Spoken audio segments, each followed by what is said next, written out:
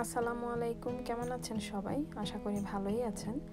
আর আমি আজকে খুব সহজ একটা রেসিপি নিয়ে চলে এলাম, কচুর মুখির ভর্তা। তো মুখি আমরা প্রায় শুটকি বা তরকারি রান্না করে খেয়ে থাকি, ভর্তাটাও কিন্তু খুব মজা। এখানে আমি 5টার মতো মুখি নিয়েছি, খুব ভালো করে ধুয়ে নিয়েছি আর সেদ্ধ করব প্রায় 15 মিনিটের মতো। সিদ্ধ হয়ে গেছে, আমি এখন খোসা ছাড়িয়ে একটা ফোর্কের সাহায্যে ভেঙে ফেলছি।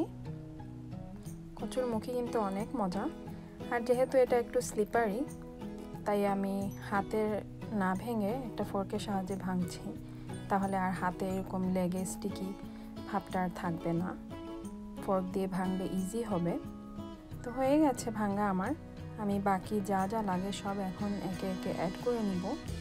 এখানে আমি 1 টেবিল চামচ ধনেপাতা, 2 টেবিল চামচ পেঁয়াজ কুচি, 1 টেবিল চামচ কাঁচামরিচ আর স্বাদ মতো লবণ দিয়ে দিয়েছি। আর এটা একটা শুটকি, ড্রাই শ্রিম্প, শুকনা চিংড়ি মাছ। আর 2 টেবিল চামচ সরিষার তেল দিয়ে দিয়েছি, আর অল্প একটু শুকনা মরিচ, চিলি ফ্লেক্স। আর এই কয়টা আইটেম থাকলেই কিন্তু খুব মজার একটা ভর্তা হয়ে গেল। তো এই ছিল আজকের আমার রেসিপি। আশা করি আপনাদের ভালো লেগেছে। সবাই ভালো থাকবেন। আল্লাহ হাফেজ।